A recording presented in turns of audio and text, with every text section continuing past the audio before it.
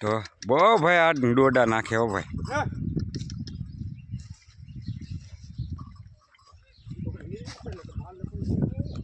ના ના રેડી છે એટલે નાખવા જ દઈ એટલે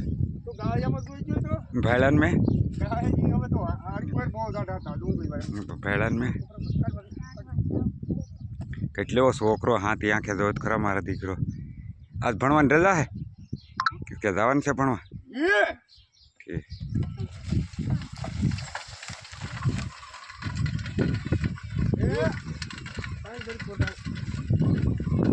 ઠીક